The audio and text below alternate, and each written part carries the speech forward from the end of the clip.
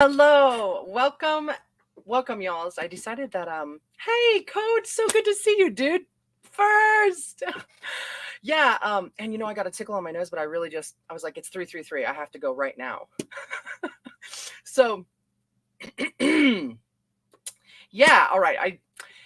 I'm so stoked that this book came in. I've been wanting to read it. It's been in my what is it, my cart to buy for a long time, and it's Women Who Run with the Wolves: Myths and Stories of the Wild Woman Archetype by Clarissa Pinkola Estes, Ph.D.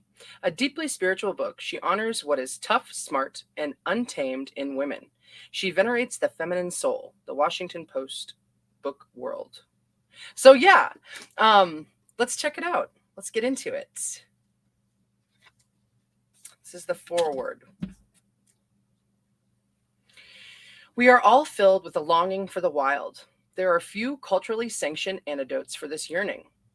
We were taught to feel shame for such a desire. We grew our hair long and used it to hide our feelings. But the shadow of wild woman still lurks behind us during our days and in our nights. No matter where we are, the shadow that trots behind us is definitely four-footed. Ooh. Clarissa Pinkola Estes, Ph.D., Cheyenne, Wyoming. Awesome. Hey, Voynick, welcome. Hey, Michelle, awesome, y'alls. Reading about the Wild Woman Archetype, Myths and Stories. This is the introduction. Singing over the bones. Wildlife and the wild woman are both endangered species. Over time, we have seen the feminine instinctive nature looted, driven back, and overbuilt. For long periods, it has been mismanaged like the wildlife and the wild lands. For several thousand years, as soon and as often as we turn our backs, it is relegated to the poorest land in the psyche. The spiritual lands of wild women have, throughout history, been plundered or burnt, dens bulldozed, and natural cycles forced into unnatural rhythms to please others. It's not by accident that the pristine wilderness of our planet disappears as the understanding of our own inner wild natures fades. It is not so difficult to comprehend why old forests and old women are viewed as not very important resources. It is not such a mystery. It is not so coincidental that wolves and coyotes, bears, and wildish women have similar reputations. They all share related instinctual archetypes, and as such, both are erroneously reputed to be ingracious, holy, and innately dangerous and ravenous. Ravenous. Wow, okay. My life and work as a Jungian psychoanalyst, poet, and cantadora, keeper of the stories, have taught me that women's flagging vitality can be restored by extensive psychic archaeological digs into the ruins of the female underworld. Ooh. By these methods, we are able to recover the ways of the natural instinctive psyche, and through its personification in the wild woman archetype, we are able to discern the ways and means of women's deepest nature. The modern woman is a blur of activity. She is pressured to be all things to all people. The old knowing is long overdue. The title of this book, Women Who Run with the Wolves: Myths and Stories of the Wild Woman Archetype, came from my study of wildlife biology, wolves in particular. The studies of the wolves, Canis lupus and Canis rufus, are like the history of women regarding both their spiritedness and their travails. Travails, does that mean travels? Travails. Travails. All right, well, you know what? We're going to look it up just because then we all learn, right? Or if you know, you tell me, okay? Travails. Let's find out.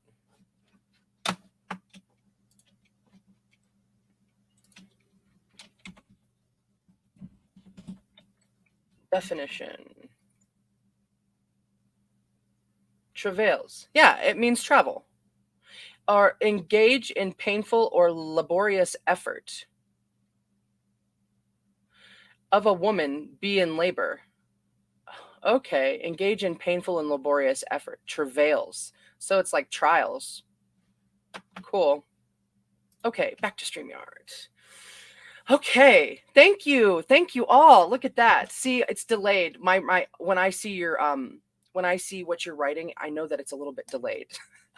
And thank you. You are all so smart. Okay.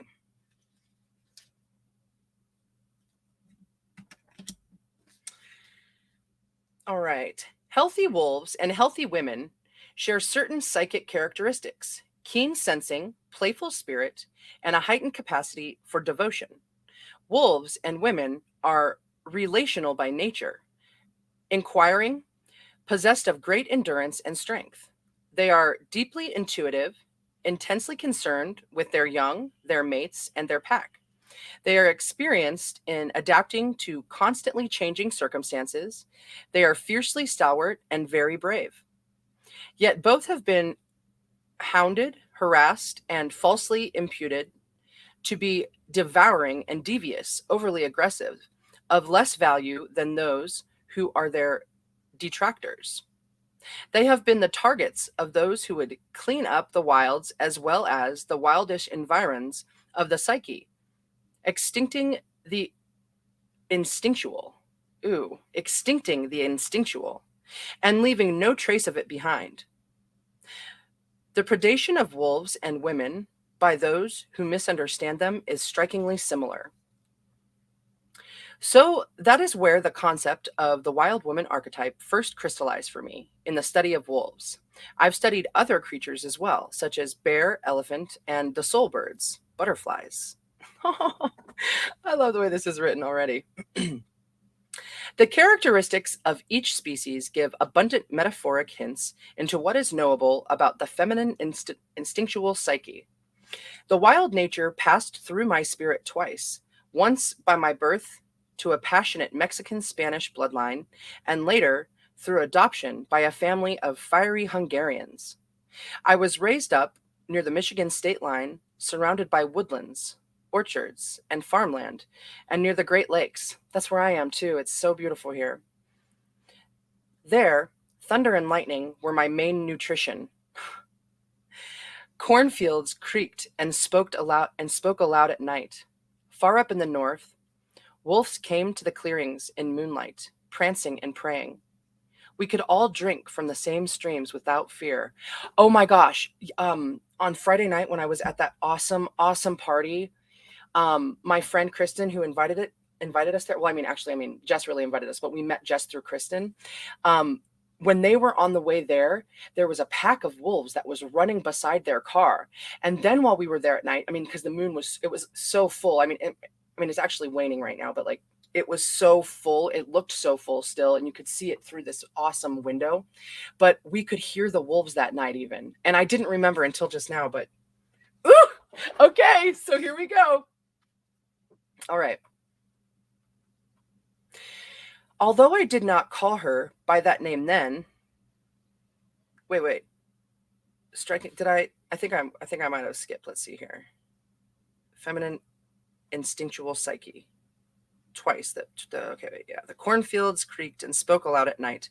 Far up in the north, wolves came to the clearing in moonlight, prancing and praying.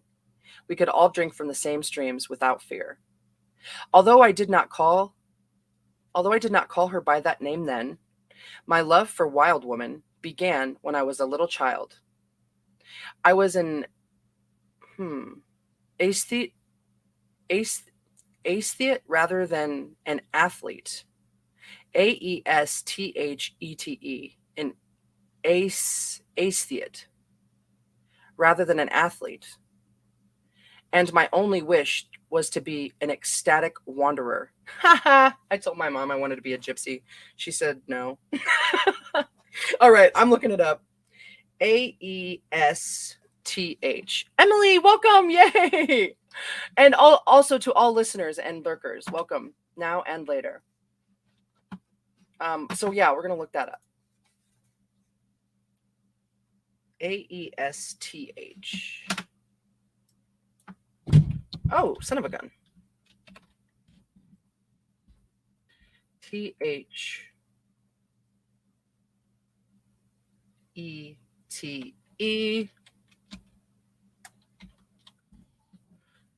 Definition. Aesthet. Aesthet. Aesthet. Aesthet. Aesthet. A person who has or affects to have a special appreciation of art and beauty. Ooh, cool, like aesthetics. Aesthet. Aesthet. A person who has or affects to have a special appreciation of art and beauty. Aesthet. Cool, I really like that.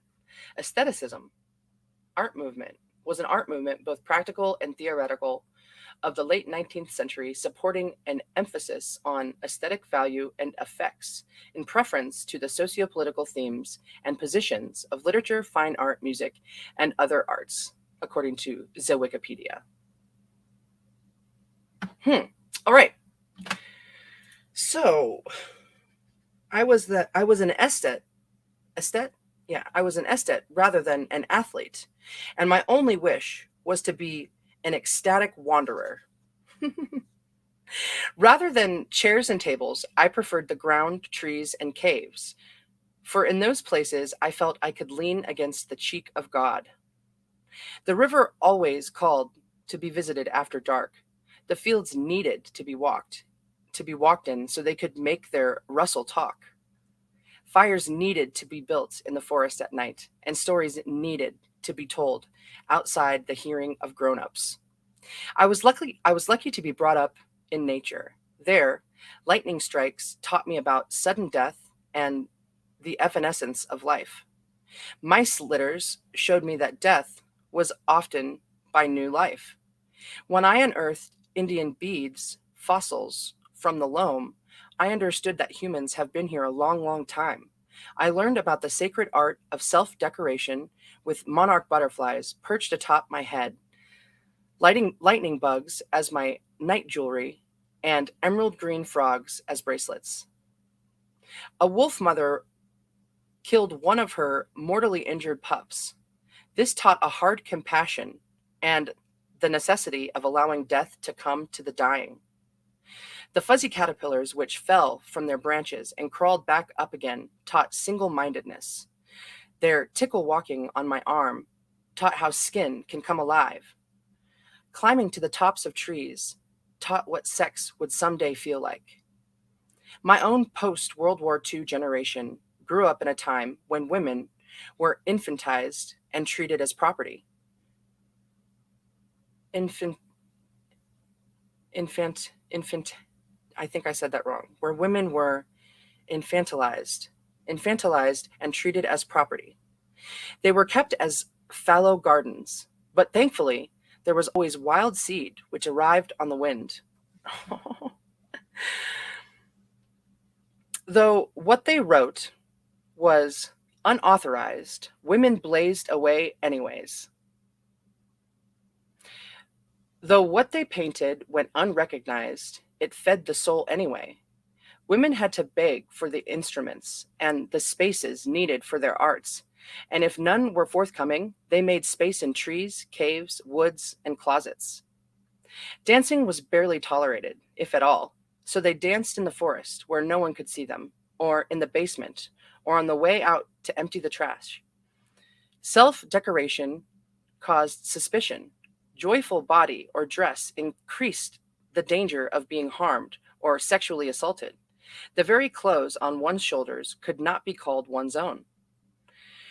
It was a time when parents who abused their children were simply called strict, when the spiritual lacerations of profoundly exploited women were referred to as nervous breakdowns, when girls and women who were tightly girdled, tightly reined, and tightly muzzled were called nice, and those other females who managed to slip the collar for a moment or two of life were branded bad. So, like many women before and after me, I lived my life as a disguised creatura or creature. Like my kith and kin before me, I swagger stagger in high heels, and I wore a dress and a hat to church, but my fabulous tail often fell below my hemline, and my ears twitched until my hat pitched, at the very least, down over both my eyes, and sometimes clear across the room. I've not forgotten the song of those dark years, Hambre del Alma, the song of the starved soul. But neither have I forgotten the joyous canto hondo, the deep song, the words of which come back to us when we do the work of soulful reclamation. Like a trail through a forest which becomes more and more faint and finally seems to diminish to a nothing, traditional psychological theory too soon runs out for the creative, the gifted, the deep woman. Traditional psychology is often spare or entirely silent about deeper issues important to women. The archetypal, the intuitive, the sexual and cyclical, the ages of women, a woman's way, a woman's knowing, her creative fire. This is what has driven my work on the Wild Woman Archetype for over 2 decades. A woman's issues of soul cannot be treated by carving her into a more acceptable form as defined by an unconscious culture, nor can she be bent into more intellectually acceptable shape by those who claim to be the sole bearers of consciousness. Ooh. No, that is what has already caused millions of women who began as strong and natural powers to become outsiders in their own cultures. Instead, the goal must be the retrieval and susor, or is that how you say it? Susor of women's beauteous and natural psychic forms. Succor. All right, I'm looking it up. Trace B, my girl, welcome, welcome. All right, susor, and see how I'm saying it right. Oh no, we'll find out.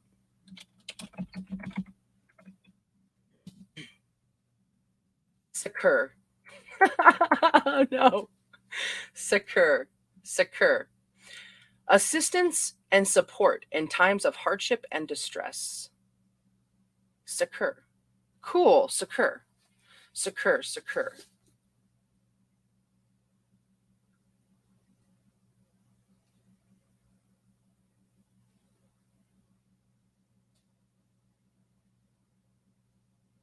Instead, the goal must be the retrieval and succor of women's beauteous and natural psychic forms. Succor. Assistance and support in times of hardship and distress. Cool.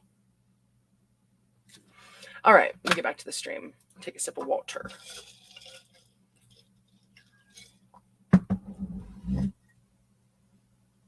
About the hypothalamus. Interesting. In our brains, eh? Okay, so fairy tales, myths, and stories provide understandings which sharpen our sight so that we can pick out and pick up the path left by the wildish nature. The instruction found in story reassures us that the path has not run out, but still leads women deeper and more deeply still into their own knowing. The tracks we all are following are those of the wild and innate instinctual self. I call her Wild Woman, for those very words, wild and woman, can lamar or llamar o tocar a la puerta, the window, the door, puerta, window, door, tocar. Is that to talk? I can't remember. The fairy tale knock at the door. Oh, it's a knock at the door. The fairy tale knock at the door of the deep female psyche. Shit, I can't remember if those are a yes sound or an L. Yamo, it's a Y sound. Llamar o tocar a la puerta means literally to play upon the instrument of the name in order to open a door.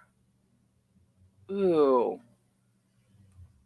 It means using words that summon up the opening of a passageway.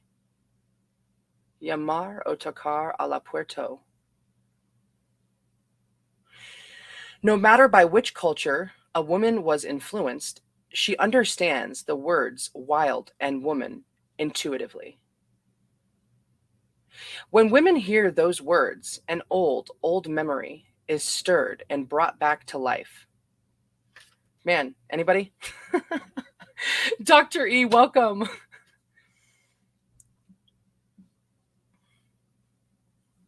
I lost my place.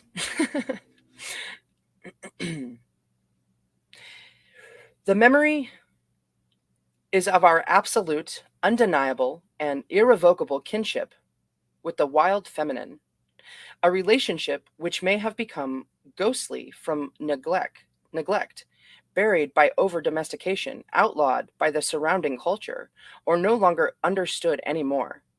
We may have forgotten her names. We may not answer when she calls ours, but in our bones, we know her. We yearn towards her. We know she belongs to us and we to her. It is unto this fundamental, elemental, and essential relationship that we were born and that in our essence we are also derived from. The wild woman archetype, she's the alpha matrilineal being. The wild woman archetype, she's the alpha matrilineal being. There are times when we experience her, even if only fleetingly, and it makes us mad with wanting to continue. For some women, this vitalizing taste of the wild comes during pregnancy, during nursing their young, during the miracle of change in oneself as one raises a child, during attending to the love relationship as one would attend to a beloved garden. The sense of her also comes through the vision, through sights of great beauty. I have felt her when I see what we call in the woodlands a Jesus God sunset. I have felt her more in me from seeing the fishermen come up from the lake at dusk with lanterns lit, and also from seeing my newborn baby's toes all lined up like a row of sweet corn. We see her when we see her, which is everywhere. We see her where we see her, which is everywhere. She comes to us through the sound. She comes to us through sound as well, through music which vibrates the sternum, excites the heart.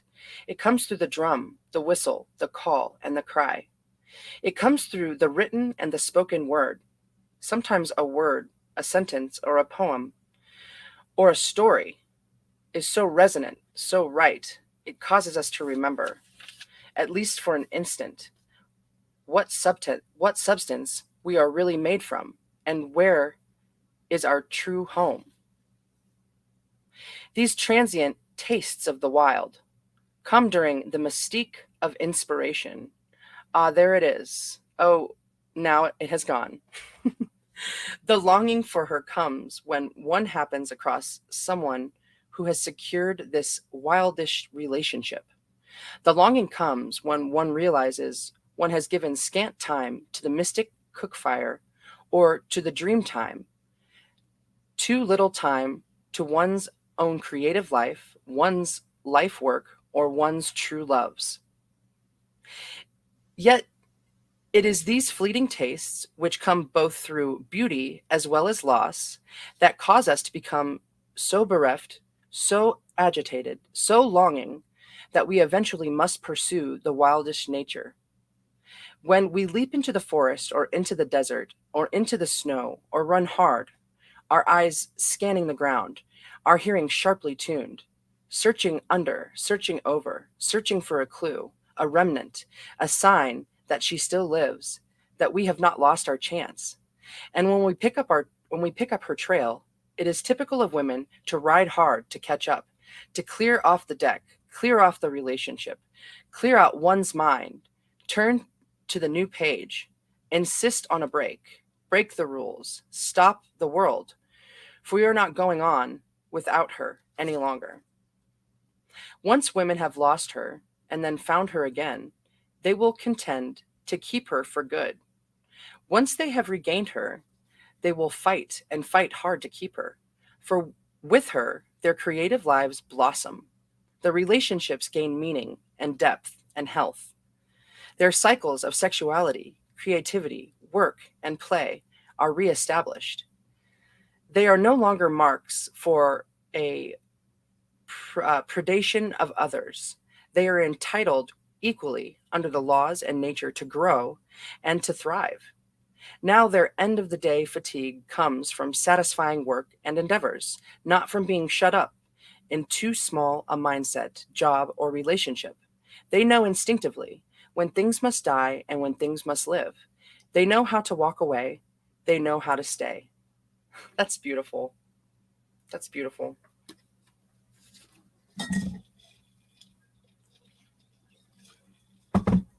All right. When women reassert their relationship with the wildish nature, they are gifted with a permanent and internal watcher, a knower, a visionary, an oracle, and what is this? Inspiratrice, an intuitive, a maker, a creator, an inventor, and a listener who guide, suggest, and urge vibrant life in the inner and outer worlds. When women are close to this nature, the fact of that relationship glows through them. This wild teacher, wild mother, wild mentor supports their inner and outer lives no matter what. Okay, I have to go back to that word because inspiratrice. I mean, doesn't it mean to inspire? Someone who inspires, an inspiratrice? An inspiratrice. I love that. Okay, I gotta look it up just to make sure. I want to read more about it. Inspiratrice.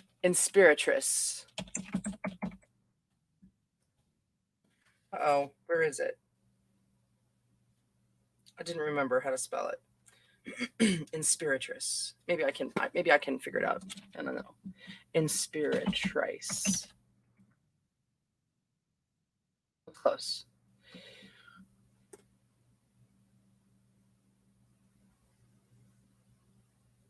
It's in French. Inspiratrice. A person who, when you are near them, make you feel as though you want to create. Yeah, an inspirer. A person has the gift of being an inspiratrice, will fire up, blah, blah, blah. That was just the... Cool! Femme qui inspire, un artiste.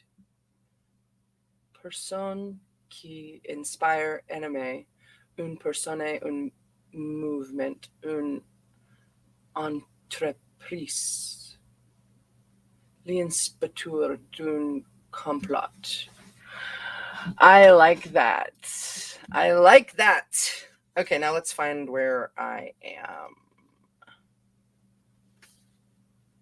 Yeah, inspiratrice. I found it real fast that time. Okay. So the word wild here is not used in its modern pejorative sense, meaning out of control, but in its original sense, which means to live a natural life, one in which the creatura, or creature, has innate integrity and healthy boundaries. These words, wild and woman, cause women to remember who they are and what they are about. They create a metaphor to describe the force which funds all females. They personify a force that women cannot live without. The wild woman archetype can be expressed in other terms which are equally apt. You can call this powerful psychological nature the instinctive nature, but wild woman is a force which lies behind that, is the force that lies behind that.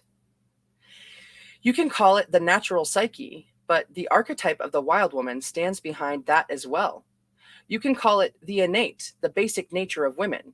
You can call it the indigenous, the intrinsic nature of women. In poetry, it might be called the other, or the seven oceans of the universe, or the far woods, or the friend. In various psychologies and from various perspectives, it would perhaps be called the id, the self, the medial nature. In biology, it would be called the typical or fundamental nature. But because it is tacit, prescient, and visceral, oh, look at all those fun words, among contadoras, it is called the wise or knowing nature. It is sometimes called the woman who lives at the end of time, or the woman who lives at the edge of the world. And this creatura is always a creator hag or death goddess or a maiden in descent or any number of other personifications.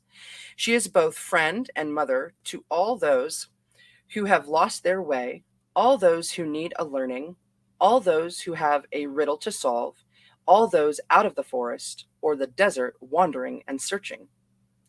In actuality, in the psychoid unconscious, an ineffable layer of psyche from which this phenomenon emanates, Wild Woman has no name, for she is so vast. But since this force engenders every important facet of womanliness, here on earth she is named many names, not only in order to peer into the myriad aspects of her nature, but also to hold on to her. Because in the beginning of retrieving our relationship with her, she can turn to smoke in an instant. By naming her, we create her for a territory of thought and feeling within us. Then she will come, and if valued, she will stay. So in Spanish, I call her Rio Abajo Rio, the river beneath the river. Ooh, I love that. La Mujer Grande, the great woman. Luz del Abismo, the light from the abyss. La Loba, the wolf woman, or La Huesera, the bone woman. She is called in Hungarian O Erboben, she of the woods, and Rasomak, the wolverine. In Navajo, she is Naashajei Azdaza, the spider woman, who weaves the fate of humans and animals and plants and rocks. In Guatemala, among many other names, she is Humana del Niebla, the mist being, a woman who has lived forever. In Japanese, she is Amaterasu Omikami, the Numina, who brings all light, all consciousness. In Tibet, she is called Dakini, the dancing force, which produces clear seeing within women. And it goes on. She goes on. Dude. Hey, Brenda. Hey, everybody. So cool. I'm really loving this. It's so cool. Welcome. The comprehension of this wild woman nature is not a religion, but a practice. It is a psychology in its truest sense. Psyche, soul, ology, or logos, a knowing of the soul. Without her, women are without ears to hear her soul talk or to register the chiming of their own inner rhythms. Without her, women's inner eyes are closed by some shadowy land, and large parts of their days are spent in a semi-paralyzing ennui, or else wishful thinking. Without her, women lose the sureness of their soul footing. Without her, they forget why they're here. They hold on when they would best hold out.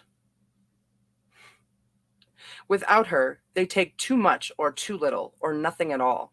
Without her, they are silent when they are in fact on fire. She is their regulator. She is their soulful heart.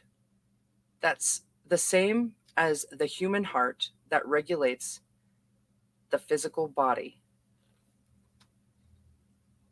All right, I got to look up a word. Ennui.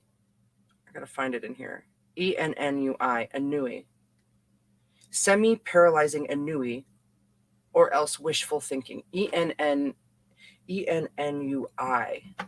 Mr. Hugh, welcome, dude.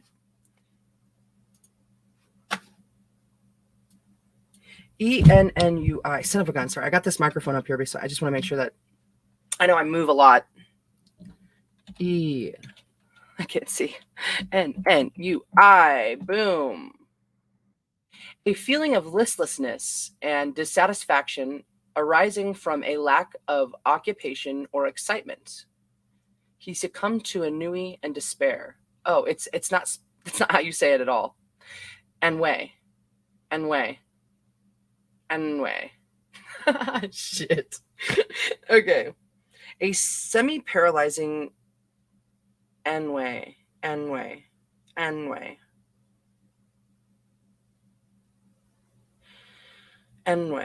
Spent in a semi-paralyzing ennui, or else wishful thinking. Ennui. A feeling of listlessness and dissatisfaction arising from a lack of occupation or excitement. All right. Ennui. It's like, oh, okay. All right. Ennui. Okay. When we lose touch with the instinctive psyche, we live in a semi-destroyed state, and images and powers that are natural to the feminine are not allowed full development. When a woman is cut away from her basic source, she is sanitized, and her instincts and natural life cycles are lost, subsumed by the culture or by the intellect or the ego, one's own or those belonging to others. Ooh. Wild Woman is the health of all women. Without her, women's psychology makes no sense. This wilder woman is the prototypical woman. No matter what culture, no matter what era, no matter what political or politic, she does not change. Her cycles change, her symbolic representations change, but in essence, she does not change. She is what she is, and she is whole. She canalizes through women. Canalizes, like cannibal? No, canalizes. Like a canal? She canalizes through women. If they are suppressed, she struggles upward. If women are free, she is free. Fortunately, no matter how many times she is pushed down, she bounds up again.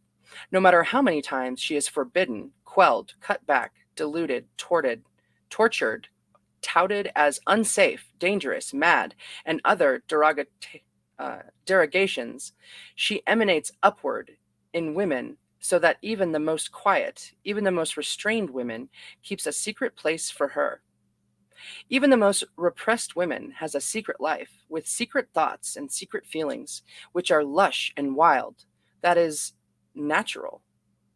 Even the most captured woman guards the place of the wildish self, for she knows intuitively that someday there will be a loophole, an aperture, a chance, and she will hightail it to escape.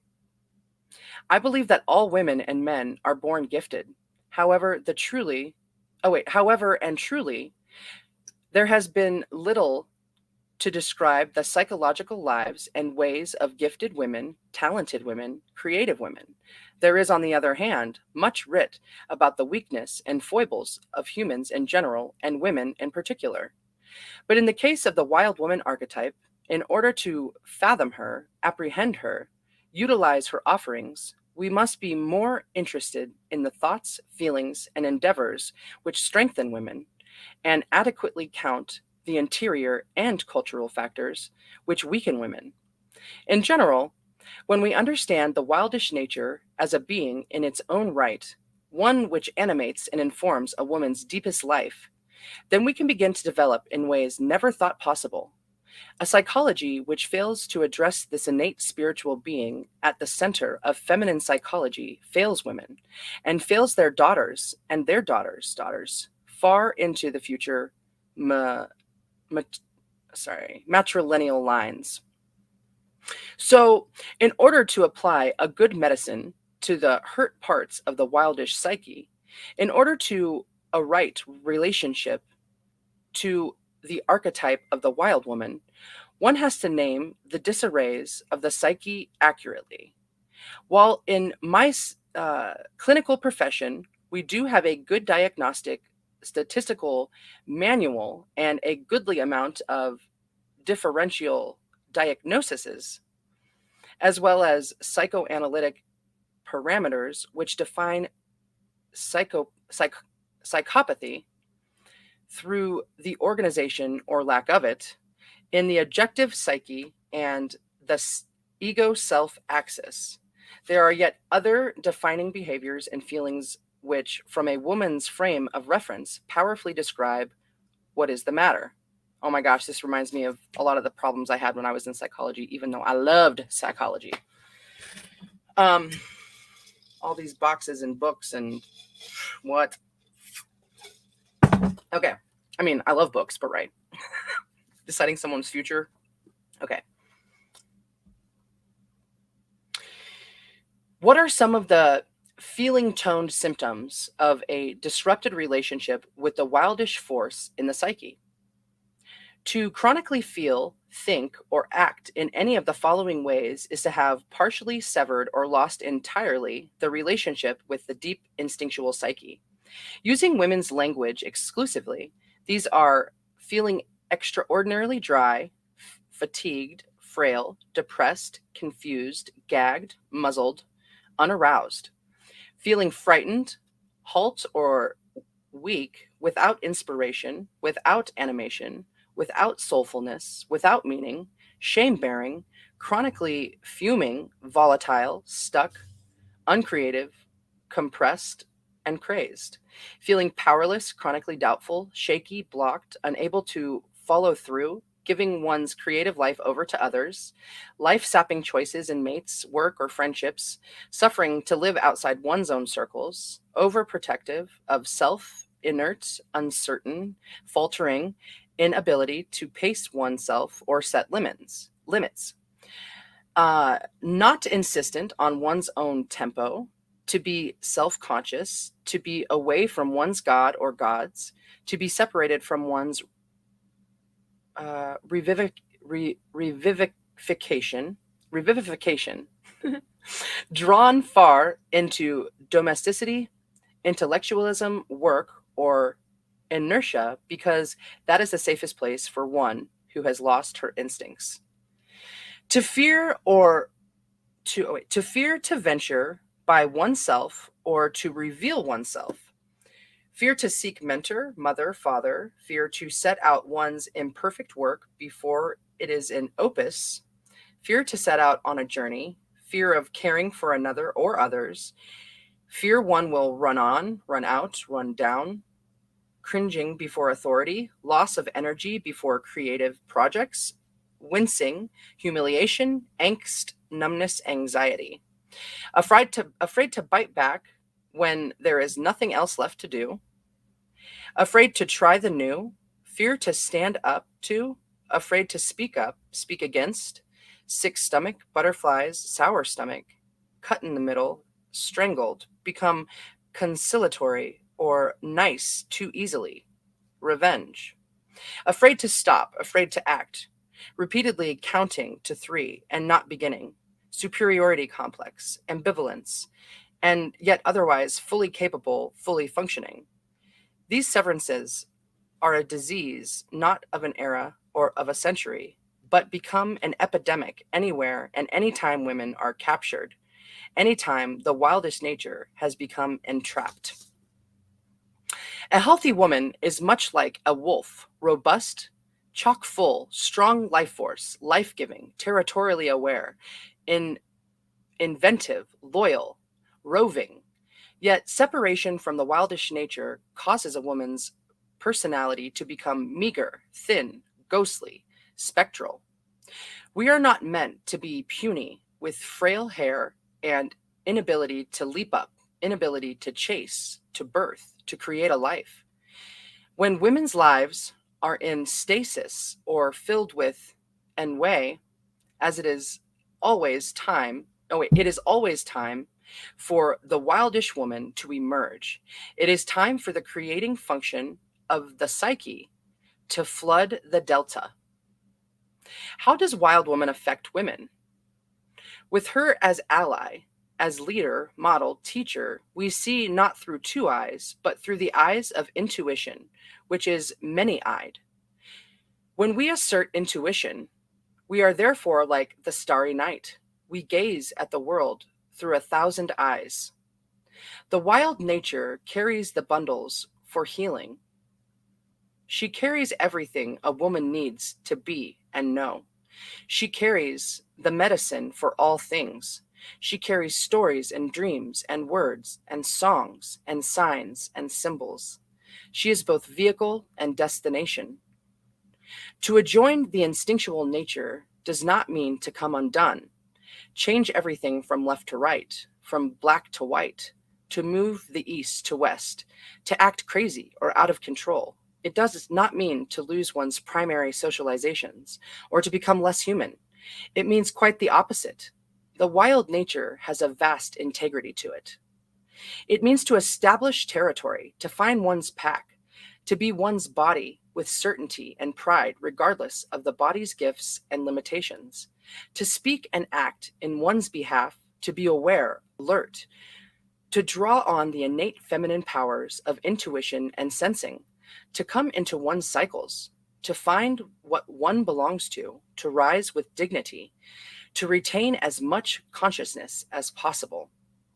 The archetype of the wild woman and all that stands behind her is patroness to all painters, writers, sculptors, dancers, thinkers, prayer makers, seekers, finders, for they are all busy with the work of invention, and that is the instinctive nature's main occupation.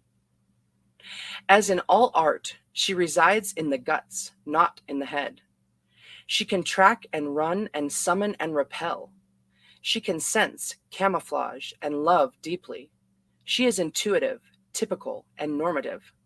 She is utterly essential to women's mental and soul health. So what comprises the wild woman?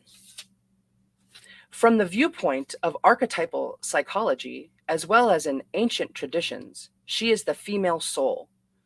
Yet she is more. She is the source of the feminine. She is all that is of instinct and the world's both seen and hidden. She is the basis. We each receive from her a glowing cell, which contains all the instincts and knowings needed for our lives. She is the life, death, life force. She is the incubator. She is intuition. She is far seer. She is deep listener. She is loyal heart. She encourages humans to remain multilingual, fluent in the languages of dreams, passion, and poetry. She whispers from night dreams. She leaves behind on a terrain of a woman's soul a coarse hair and muddy footprints. These fill women with longing to find her, free her, and love her. She is ideas, feelings, urges, and memory. She has been lost and half forgotten for a long, long time. She is the source, the light, the night, the dark, the daybreak. She is the smell of good mud and the back leg of the fox. The birds which tell us secrets belong to her. She is the voice that says, this way, this way. She is the one who thunders after injustice. She is the one who turns like a great wheel. She is the maker of cycles. She is the one we weave home to look for. She is the one we leave home to look for. She is the one we come home to. She is the murky root of all women. She is the things that keep us going when we think we're done for. She is the incubator of raw little ideas and deals. She is the mind which thinks us. We are the thoughts that she thinks. Ooh. She is the mind that thinks us. We are the thoughts that she thinks. Where is this present? Where can you feel her? Where can you find her? She walks the deserts, woods, oceans, cities, in the barrios, in the castles.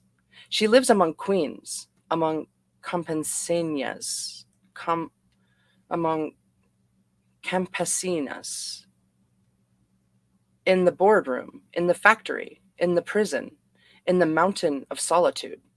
She lives in the ghetto, at the university, and in the streets. She leaves footprints for us to try for size. She leaves footprints wherever there is one woman who is fertile soil. Where does she live? At the bottom of the well, at the headwaters, in the ether before time. She lives in the tear and in the ocean. She lives in the cambria of trees, which pings as it grows. She is the form and future, and from the beginning of time. She lives in the past and is summoned by us. She is in the present and keeps a chair at our table, stands behind us in line.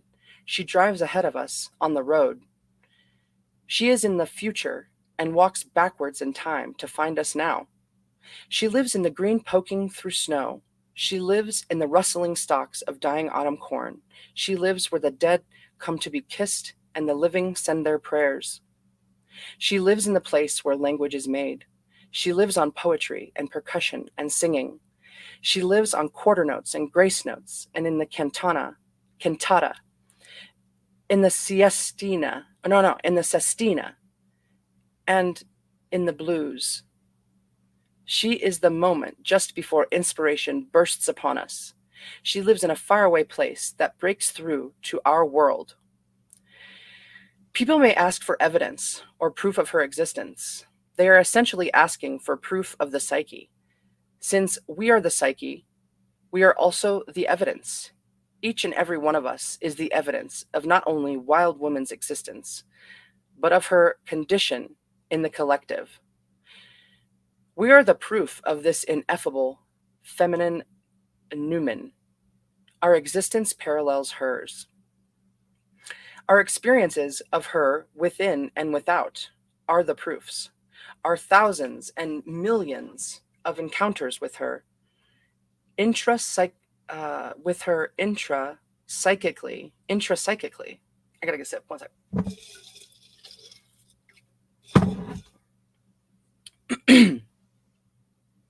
Our thousands and millions of encounters with her intrapsychically, through our night dreams and our day thoughts, through our yearnings and inspirations, these are the verifications.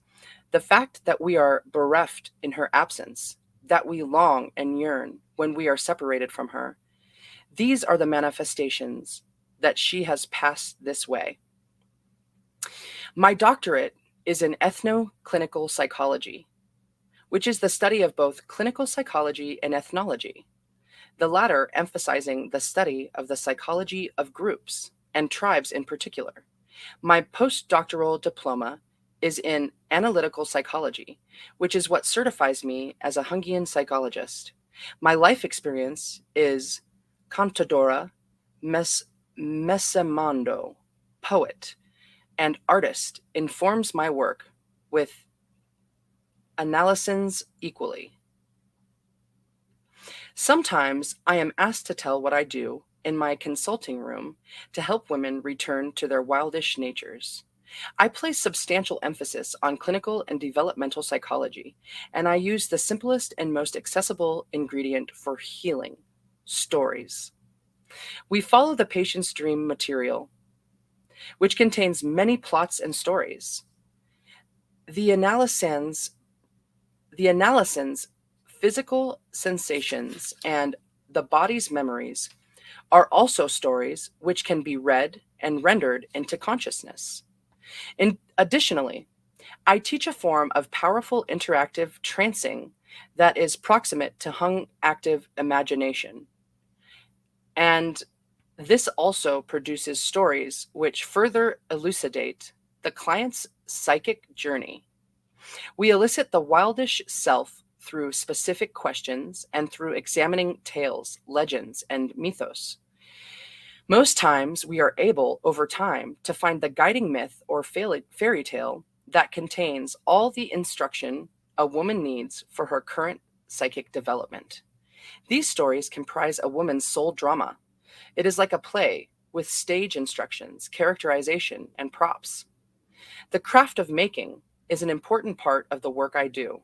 I seek to empower my clients by teaching them the age-old crafts of the hands, among them the symbolic arts of talisman making, las ofrendas, and rebalos.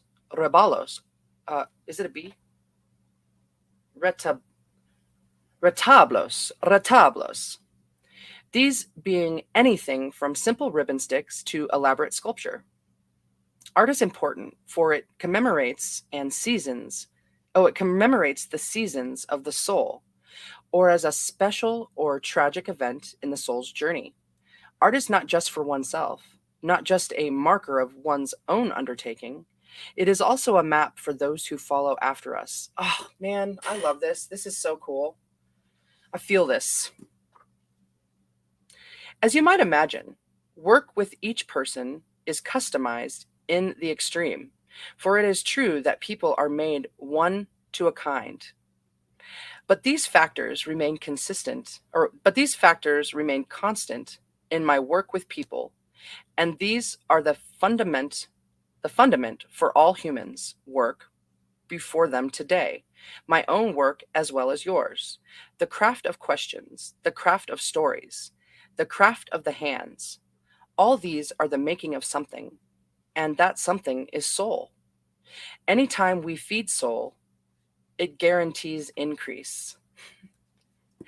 I hope you will see that these are tangible ways to soften old scar tissue, balm old wounds, and envision anew, thereby restoring the old skills that make the soul visible in down-to-earth ways. The tales I bring here to elucidate the instinctual nature of women are in some cases original stories, and in other cases are distinct literary renderings that I have written based on those peculiar ones given into my keeping by my tías y tíos, abuelas y abuelos, omas and opas, the old ones of my family. So what is that? That's like my brothers and or tíos, my aunts and uncles, my mother, my grandparents, and opas and omas, moms and dads. I think, right? Those whose oral traditions have been unbroken for as far back as we can remember. A few are written documents of my own first-hand encounters, some from long time passing, and all from the heart. They are presented in all faithful details and archetypal integrity. It is with the permission and blessing of 3 living generations of familial healer-tellers who understand the subtleties and requirements of story as healing phenomena that I carry these forward. Additionally, here are some of the questions I pose to my analysans and others to whom I offer counsel in order for them to remember themselves. I also detail for you some of the craft, the experiential and artful play that assists women in the retaining the noumen of their work in conscious memory. All these help to bring about convergence with the precious wildish self. Stories as medicine. I have been taken with stories since I heard my first. They have such power. They do not require what we do. They do not require what we do, be, act, anything. We need only listen. The remedies for their repair or reclamation of any lost psychic drive are contained in stories. Stories engender the excitement, sadness, questions, longings, and understandings that spontaneously bring the archetype, in this case, Wild Woman, back to the surface. Stories are embedded with instructions which guide us about the complexities of life. Stories enable us to understand the need for and the ways to raise a submerged archetype. The stories on the following pages are the ones out of the hundreds that I've worked with and pored over for decades, and that I believe most clearly express the bounty of the Wild Woman archetype. Sometimes various cultural overlays disarray the bones of stories. For instance, in the case of the Brothers Grimm, among other fairy tale collectors of the past few centuries, there is strong suspicion that the informants or storytellers of that time sometimes purified their stories for the rebellious brothers' sake.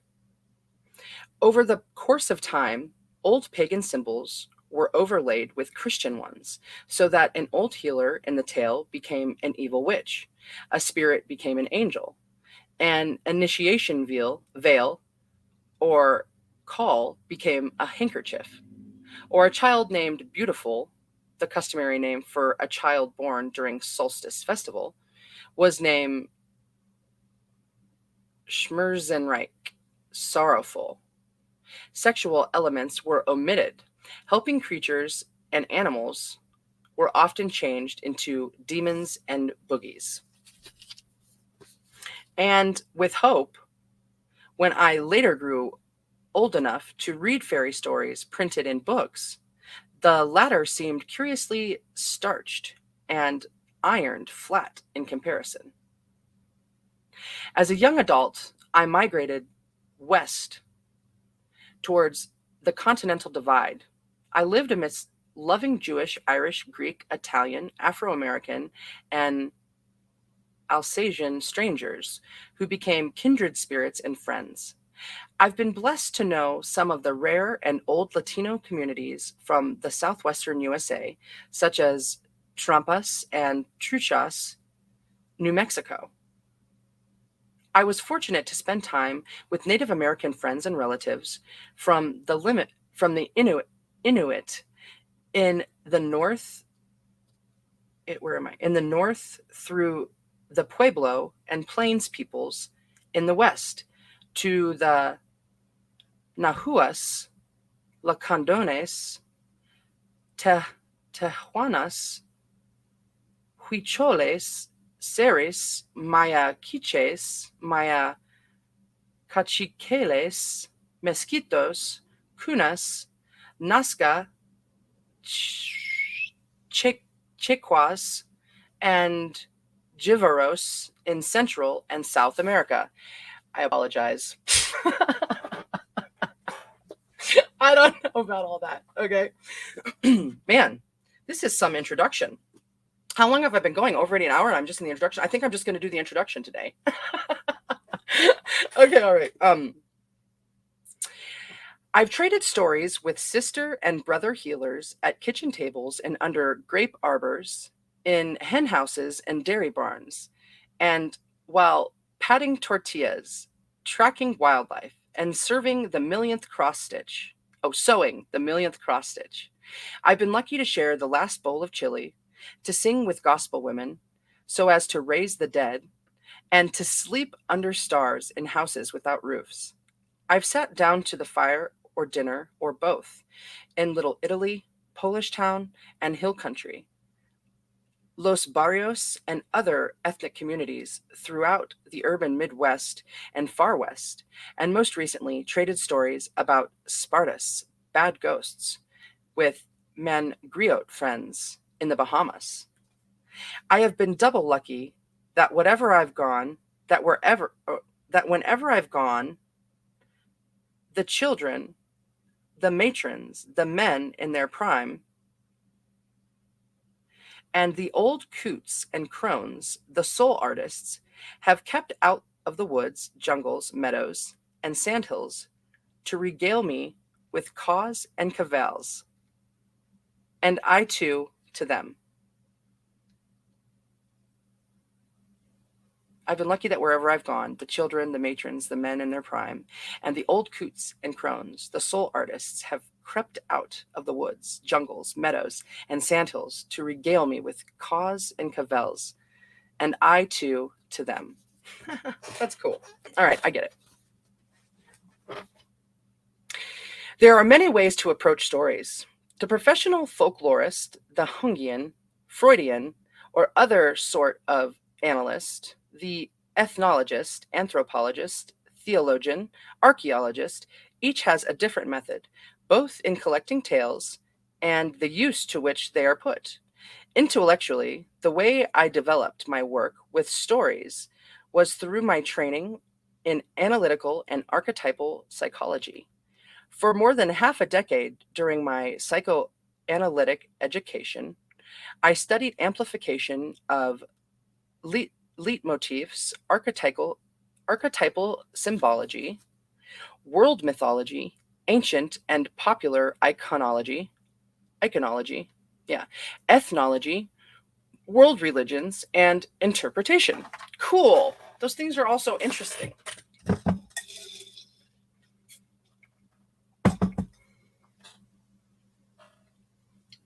All right.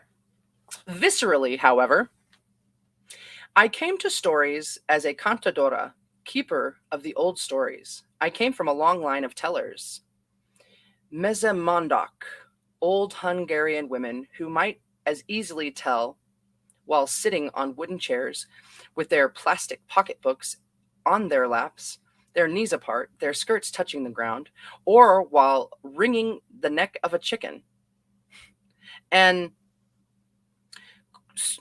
cuentistas, old Latina women who stand robust of breast, hips wide, and cry out the story ranchera style. Both clans storytell in the plain voice of women who have lived blood and babies, bread and bones. For us, story is the medicine which strengthens and arights the individual and the community. Those who have taken on the responsibilities of this craft and are committed to the Newman behind the craft are direct descendants of an immense and ancient community of holy people, troubadours, bards, griots, contadors, cantors, traveling poets, bums, hags, and crazy people. I once dreamt I was telling stories and felt someone putting my foot in engagement, in encouragement. Whoa. Let me try that again. I once dreamt I was telling stories and felt someone patting my foot in encouragement. I looked down and saw that I was standing on the shoulders of an old woman who was steadying my ankles and smiling up at me. I said to her, No, come stand on my shoulders, for you are old and I am young. No, she insisted. This is the way it is supposed to be. Oh, wow. This is so cool. I saw that she stood on the shoulders of a woman far older than she, who stood on the shoulders of a woman even older, who stood on the shoulders of a woman in robes, who stood on the shoulders of another soul, who stood on the shoulders ... I believed the old dream woman about the way it was supposed to be. The nurture for telling stories comes from the might and endowments of my people who have gone before me. In my experience, the telling moment of the story draws its power from a towering column of humanity joined one to the other across time and space, elaborately dressed in the rags and robes or nakedness of their time, and filled to the bursting with life still being lived. If there is a single source of story and the Newman of story, this long chain of humans is it. This is so cool. Story is far older than the art of science and psychology. And the above, whether you are possessed of a single heart or the ambitions of an Amazon Alley, whether you are trying to make it to the top or just make it through tomorrow, whether you be spicy or somber, regal or roughshod, the wild woman belongs to you. She belongs to all women. To find her, it is necessary for women to return to their instinctual lives, their deepest knowing. So let us push on now and remember ourselves back to the wild soul. Let us sing her flesh back into our bones. Shed any false coats we have been given. Don the true coat of powerful instinct and knowing. Infiltrate the psychic lands that once belonged to us. Unfurl Unfurl the bandages, ready the medicine. Let us return now, wild women howling, laughing, singing up the one who loves us so. Singing up the one who loves us so. The one is capitalized. For us, the issue is simple. Without us, wild women dies. Without wild women, we die. Para vida. For true life, both must live. Man. That was the introduction. We just made it through that. I wonder, that was just amazing to me. I loved it. I wonder how long chapter 1 is. Hey, it's not so long. I'm going to read chapter 1. Okay.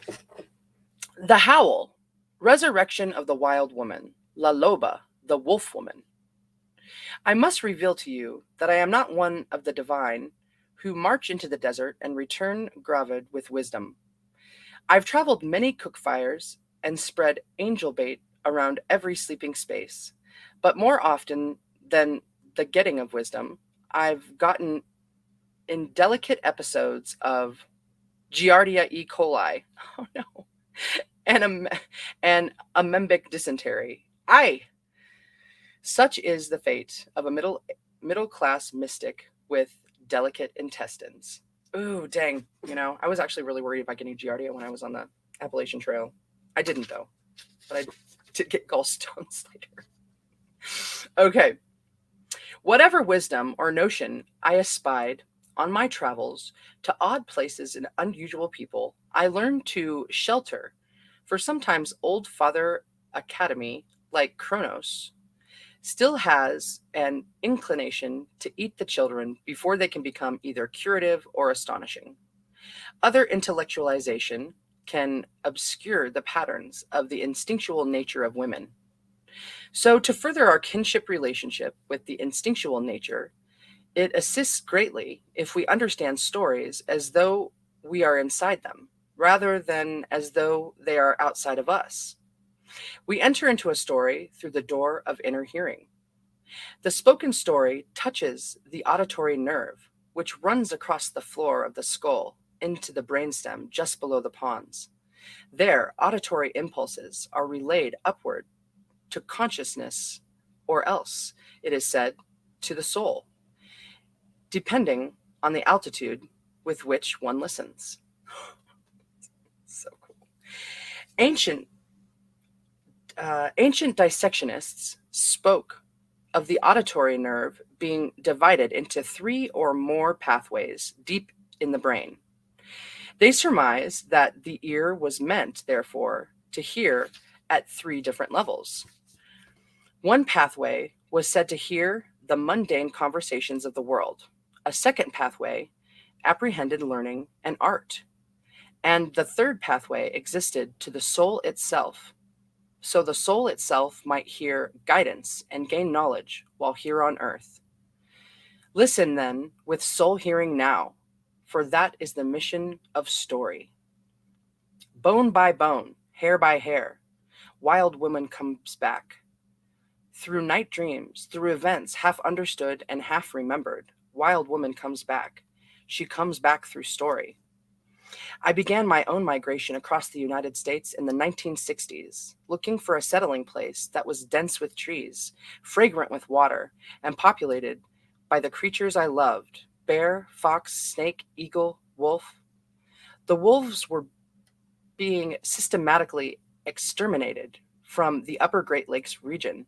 No matter where I went, the wolves were being hounded in one way or another. Although many spoke of them as menaces, I always felt safer when there were wolves in the woods. Out west and in the north, in those times, you could camp and hear the mountains and forests sing, sing, sing at night. But even then, the age of scope rifles, Jeep-mounted Klieg lights, and arsenic treats caused an age of silence to creep over the land. Soon, the Rockies were almost empty of wolves, too. That is how I came to the great desert, which lies half in Mexico, half in the United States. And the further south I traveled, the more stories I heard about wolves. You see, it is told that there is a place in the desert where the spirit of women and the spirit of wolves meet across time. I felt I was onto something when the Texas borderlands I heard when in the Texas borderlands I heard a story called Loba Girl about a woman who was a wolf, about a woman who was a wolf who was a woman. Next, I found the ancient Aztec story of orphan twins being breastfed by a she wolf till the children were old enough to stand on their own. And finally, from the old Spanish land grant farmers and Pueblo people of the Southwest, I heard one line reports about the bone people, the old ones who bring the dead back to life. They were said to restore both humans and animals. Then, on one of my own ethnogeographic expeditions, I met a bone woman and have never been quite the same since. Allow me to present a first-hand account and introduction. La Loba. There is an old woman who lives in a hidden place that everyone knows in their souls, but few have ever seen. As in the fairy tales of Eastern Europe, she seems to wait for lost or wandering people and seeks to come to her place, and seekers to come to her place. She is circumspect, often hairy, always fat, and especially wishes to evade most company.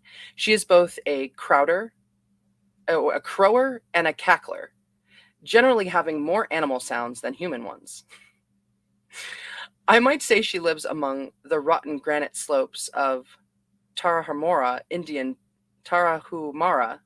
Territory, or that she is buried outside Phoenix near a well.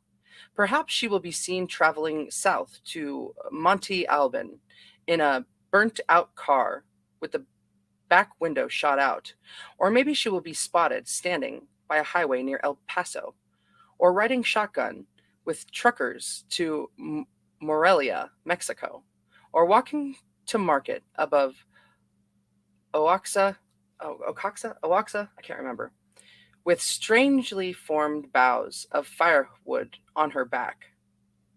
She calls herself by many names: La Huesera, Bone Woman, La Trapera, the Gatherer, and La Loba, Wolf Woman.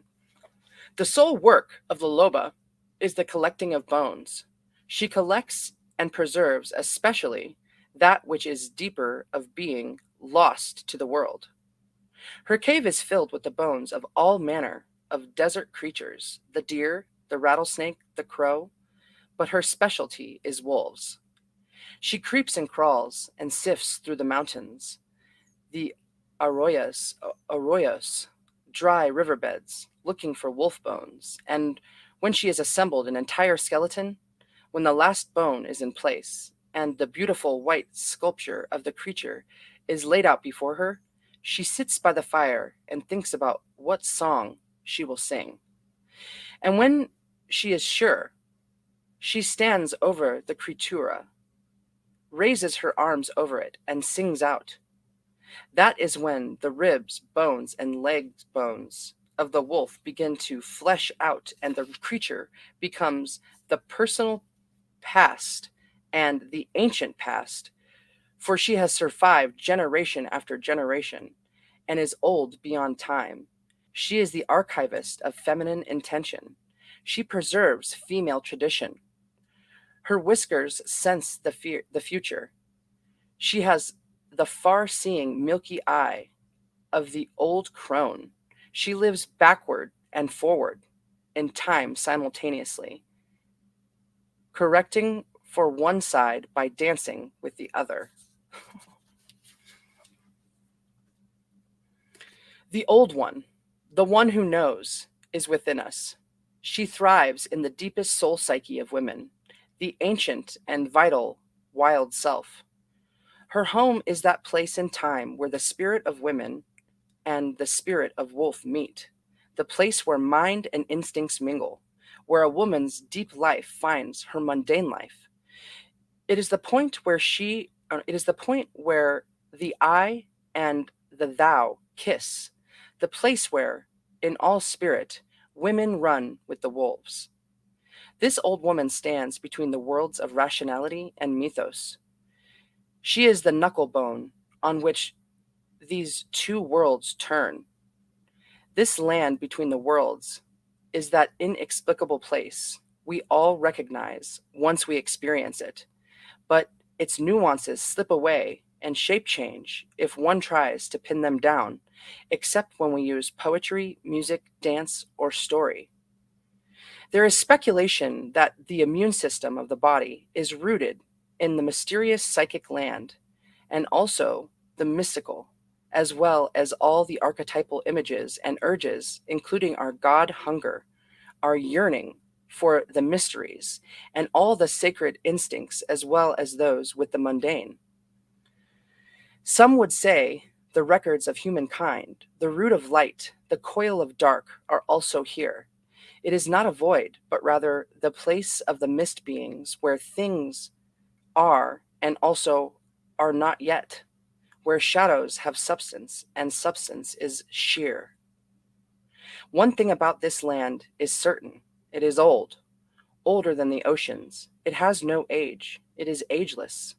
The Wild Woman Archetype finds this layer, emanating from the instinctual psyche. Although she can take on many guises in our dreams and creative experiences, she is not from the layer of the mother, the maiden, the medial woman, and she is not the inner child. She is not the queen, the Amazon, the lover, the seer. She is just what she is. Call her La que sabe, the one who knows. Call her Wild Woman. Call her La Loba. Call her by her high names or by her low names. Call her by her newer names or her ancient ones. She remains just what she is. Wild Woman is an archetype. As an archetype, is an inimitable and ineffable force which carries a bounty of ideas, images, particularities for humankind. Archetype exists everywhere and yet is not seeable in the usual sense. What can be seen of it in the dark cannot necessarily be seen in the daylight. We find lingering evidence of archetype in the images and symbols found in stories, literature, poetry, painting, and religion. It would appear that its glow, its voice, and its fragrance are meant to cause us to be raised up from contemplating the shit on our tails to occasionally traveling in the company of the stars.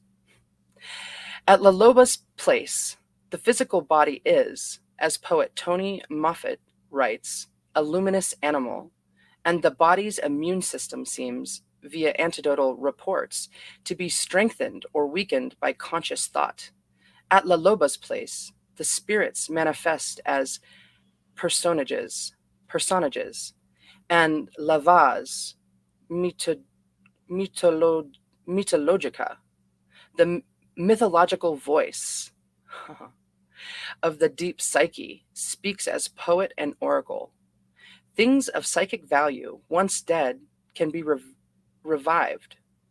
Also, the basic material of all stories existent in the world ever began with someone's experience here in this inexplicable psychic land and someone's attempt to relate what occurred to them here.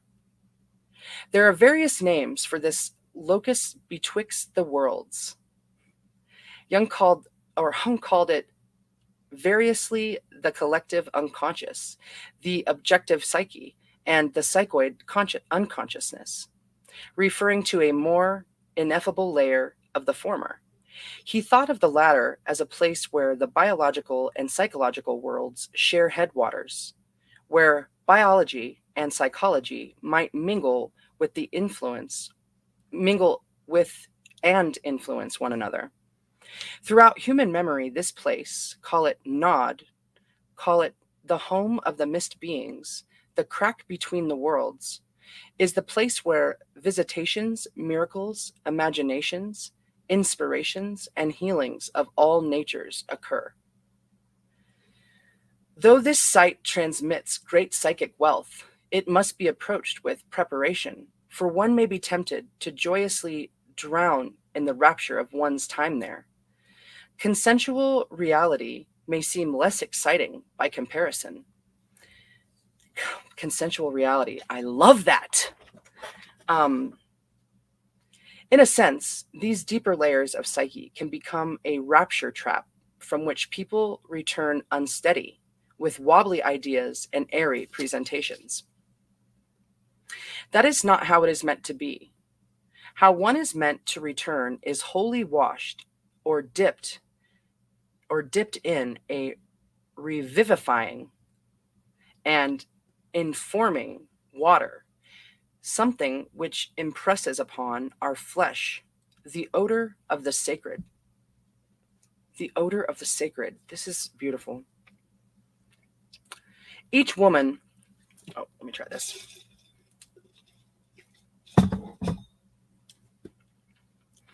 Each woman has potential access to Rio Abajo Rio, this river beneath the rivers. She arrives there through deep meditation, dance, writing, painting, prayer making, singing, drumming, active imagination, or any activity which requires an intense altered consciousness. A woman arrives in this world between worlds through yearning and by seeking something she can see just out of the corner of her eye. She arrives there by deeply creative acts, through intentional solitude, and by practice of any of the arts. And even with these well-crafted practices, much of what occurs in this ineffable world remains forever mysterious to us, for it breaks physical law and rational laws as we know them. The care with which this psychic nature must be entered is recorded in a small but powerful story of four rabbis who yearned to see the most sacred wheel of Ezekiel. The Four Rabbinim, is that how you say it? Rabbinim?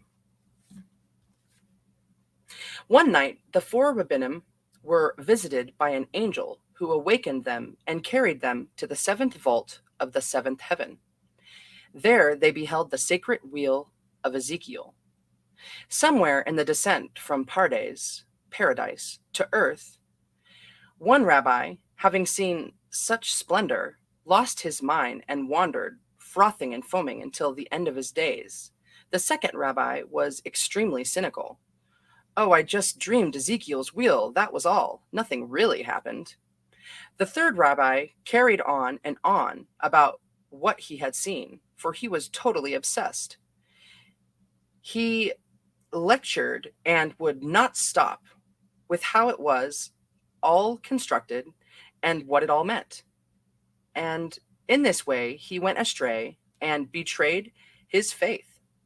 The fourth rabbi, who was a poet, took a paper in hand and a reed and sat near the window, writing song after song, praising the evening dove, his daughter in her cradle, and all the stars in the sky, and he lived his life better than before. I love the story of the Four Rabbinim. I don't know how to say it, but I love it. Okay. Who saw what in the seventh vault of the seventh heaven? We do not know. But we do know that contact with the world wherein the Essenes reside caused us to know something beyond the usual hearing of humans, and fills us with a feeling of expansion and grandeur as well.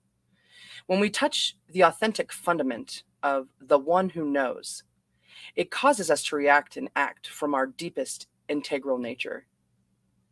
The story recommends that the optimal altitude or the optimal attitude for experiencing the deep unconsciousness is one of neither too much fascination nor too little, one of not too much awe, but neither too much cynicism, bravery, yes, but not recklessness. Hung cautions, my friend just told me that you say it with an H, so I'm just doing that now. Hung, he said. Hung cautions in his magnificent essay, The Transcendent Function, I didn't mean to say the transcendent function, that some persons, in their pursuit of the self, will over-aesthetize. I've never said that out loud, I don't think. Over-aesthetize the God of self, God or self experience. Some will undervalue it, some will overvalue it, and some who are not ready for it will be injured by it. But still others will find their way to what Hung called the moral obligation to live out and to express what one has learned in the descent or ascent to the wild self. This moral obligation he speaks of means to live what we perceive, be it found in the psychic Elysian fields, the isles of the dead, the bone deserts of the psyche, the face of the mountain, the rock of the sea, the lush underworld, any place where La Quesabe breathes upon us, changing us. Our work is to show we have been breathed upon, to show it, give it out, sing it out, to live out in the topside world what we have received through our sudden knowings from body, from dreams, from journeys of all sorts. I love this book. I love this book so much. Oh my gosh. La Loba parallels world myths in which the dead are brought back to life. In Egyptian mythos, Isis accomplishes this service for her dead brother Osiris, who is dismembered by his evil brother, Set, every night. Isis works from dusk to dawn each night to piece her brother back together again before morning, else the sun will not rise. The Christ raised Lazarus, who had been dead so long he stinketh. Demeter calls forth her pale daughter Persephone from the land of the dead once a year, and La Loba sings over the bones. This in our meditation practice as women, calling back the dead and dismembered aspects of ourselves, calling back the dead and dismembered aspects of life itself. The one who recreates from that which is dead is always a double-sided archetype. The creation mother is always also the death mother, and vice versa. Because of this dual nature, or double tasking, the great work before us is to learn to understand what abound and about us, and what within us must live and what must die. Our work is to apprehend the timing of both, to allow what must die to die and what must live to live. For women, el rio abajo rio, the river beneath the river world, the bone women home place, contains direct knowing about seedling, rootstock, the seed corn of the world. In Mexico, women are said to carry la luz de la vida, the light of life. This light is located not in a woman's heart, not behind her ears, but en los ovarios, in her ovaries, where all the seed stock is laid down before she is even born. For men exploring the deeper ideas of fertility and the nature of seed, the cross-gender image is the furry bag, los cojones, the scrotum. This is the knowing to be gained in being close to wild women. When La Loba sings, she sings from the knowing of los ovarios, a knowing from deep within the body, deep within the mind, deep within the soul. The symbols of seed and bone are very similar. If one has the rootstock, the basis, or original part, if one has the seed corn, any havoc can be repaired, devastations can be resown, fields can be rested, hard seed can be soaked to soften it, to help it break open and thrive. To have the seed means to have the key to life. To be with the cycles of the seed means to dance with life, dance with death, dance into life again. This embodies the life and death mother in her most ancient and principled form. Because she turns in these constant cycles, I call her the life, death, life mother. If something is lost, it is she to whom one must appeal, speak with, and listen to. Her psychic advice is something harsh or difficult to put into practice, but always transformative and restorative. So when something is lost, we must go to the old woman who always lives in the out-of-the-way pelvis. She lives out there, half in and half out of the creature fire. This is a perfect place for women to live, right next to the fertile huevos, her eggs, their female seeds. They're the tiniest ideas, and the largest ones are waiting for our minds and actions to make them manifest. Imagine the old woman as a quintessential 2 million-year-old woman. She is the original wild woman who lives beneath and yet on the top side of the earth. She lives in and through us, and we are surrounded by her.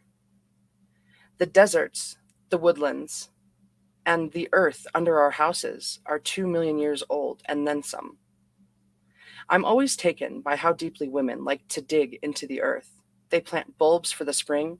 They poke blackened fingers into mucky soil, transplanting sharp-smelling tomato plants. I think they are digging down to the 2 million-year-old woman. They are looking for her toes and her paws. They want her for a present to themselves, for with her they feel of a peace and at peace. It's like a play on words. They feel of a piece, like a piece of bread, and they feel at peace. Without her, they feel restless. Many women I've worked with over the years began their first session with some variation of, well, I don't feel bad, but I don't feel good either. I think that condition is not a great mystery. We know it comes from not enough muck. The cure? La Loba. Find the 2 million-year-old woman. She is caretaker of the dead and dying of women things. She is the road between the living and the dead. She sings the creation hymns over the bones. The old woman, wild woman, is la voz mythologica. She is the mythical voice who knows the past and our ancient history and keeps it recorded for us in stories. Sometimes we dream her as a disembodied but beautiful voice. As a hag maiden, she shows us what it means to be, not withered, but wizened. Babies are born wizened with instinct. They know in their bones what is right and what to do about it. It is innate. If a woman holds on to this gift of being old while she is young and young while she is old, she will always know what comes next. If she has lost it, she can yet reclaim it with some powerful psychic work. La Loba, the old one in the desert, is the collector of bones. In archetypal symbology, bones represent the indestructible force. They do not lend themselves to easy reduction. They are by their structure hard to burn, nearly impossible to pulverize. In myth and story, they represent the indestructible soul spirit. We know the soul spirit can be injured, even maimed, but it is very nearly impossible to kill. You can dent the soul and bend it. You can hurt it and scar it. You can leave the marks of illness upon it and the scorch marks of fear. But it does not die, for it is protected by La Loba in the underworld. She is both the finder and the incubator of the bones. Bones are heavy enough to hurt with, sharp enough to cut through flesh, and when old and if strung, tinkle like glass. The bones of the living are alive and creatural in themselves. They constantly renew themselves. A living bone has a curiously soft skin to it. It appears to have certain powers to regenerate itself. Even as a dry bone, it becomes home for small living creatures. The wolf bones in this story represent the indestructible aspect of the wild self, the instinctual nature, the creatura dedicated to freedom, and the unspoiled, that which will never accept the rigors and requirements of a dead or overly civilizing culture. The metaphors in this story typify the entire process for bringing a woman to her full instructual wildish senses. Within us is the old one who collects bones. Within us, there are the soul bones of this wild self. Within us is the potential to be fleshed out again as the creature we once were. Within us are the bones to change ourselves and our world. Within us is the breath and our truths and our longings. Together, they are the song, the creational hymn we have been yearning to sing. This does not mean we should walk about with our hair hanging in our eyes or with black ringed claws or fingernails. Yes, we remain human, but also within the human woman is the animal instinctual self. It is not some romantic cartoon character. It has real teeth, a true snarl, huge generosity, unequaled hearing, sharp claws, generous and furry breasts. This self must have freedom to move, to speak, to be angry, and to create. This self is durable, resilient, and possesses high intuition. It is a self which is knowledgeable in the spiritual dealings of death and birth. Today, the old one inside you is collecting bones. What is she remaking? She is the soul self, the builder of the soul bone or the soul home. Ella lo hace a mano. She makes and remakes the soul by hand. What is she making for you?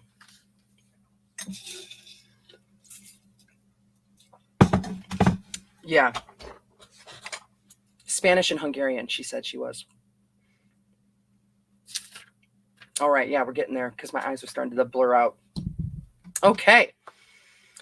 Even in the best of worlds, the soul needs refurbishing from time to time, just like the adobes here in the Southwest.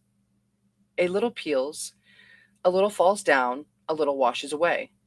There is always an old round woman with bedroom slipper feet who is patting mud slurry on the adobe walls. She mixes straw and water and earth and pats it back on the wall, making them fine again. Without her, the house will lose its shape. Without her, it will wash down into a hump after a hard rain. Oh, into a lump. Hump worked. She is the keeper of the soul. Without her, we lose our shape. Without an open supply line to her, humans are said to be soulless or damned souls. She gives shape to the soul house and makes more house by hand. She is the one in the old apron. She is the one whose dress is longer in the front than in the back. She is the one who pats. She is the soul maker, the wolf raiser, the keeper of things wild. So I say to you with affection, imaginistically, be you a black wolf, a northern gray, a southern red, or an Arctic white. You are the quintessential instinctual creatura. Although some might really prefer you behave yourself and not climb all over the furniture in joy or all over people in welcome, do it anyways. Some will draw back from you in fear or disgust. Your lover, however, will cherish this new aspect of you, if he or she be the right lover for you. Some people will not like it if you take a sniff at everything to see what it is. And for heaven's sake, no lying on your back with your feet up in the air. Bad girl, bad wolf, bad dog, right? Wrong. Go ahead, enjoy yourself. People do meditation to find psychic alignment. That's why people do psychotherapy and analysis. That's why people analyze their dreams and make art.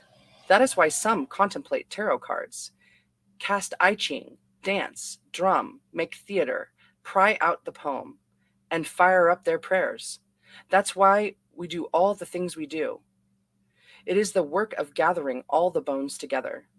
We must sit at the fire and think about which song we will use to sing over the bones, which creation hymn, which recreation hymn, and the truths we tell will make the song. These are some good questions to ask till one decides on the song, one's true song. What has happened to my soul voice? What are the buried bones of my life? In what condition is my relationship to the instinctual self? When was the last time I ran free? How do I make life come alive again? Where has La Loba gone to? The old woman sings over the bones, and as she sings, the bones flesh out. We too become, as we pour soul over the bones we have found. As we pour our yearning and our heartbreaks over the bones of what we used to be when we were young, of what we used to know in the centuries past, and over the quickening we sense in the future, we stand on all fours, four square. As we pour soul, we are revitalized. We are no longer a thin solution, a dissolving frail thing. No, we are the becoming stage of transformation. Hey, Mama. She's in heat again. I don't know what happened. I'm baby bug. I'm almost done. I have like a page and a half left. You can come up here. Hey, Mamas. Let me get a sip. Okay. Hey, Desert Rose. So good to see you. I'm just wrapping it up. I've got just a little bit left, but dude, this is so cool. I can't wait to do more of this. This book is great.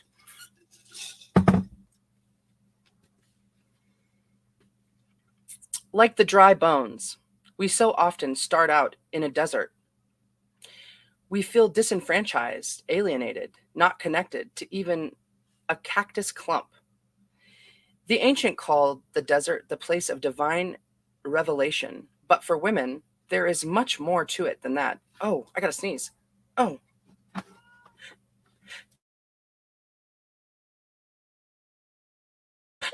Muted just in time. Excuse me.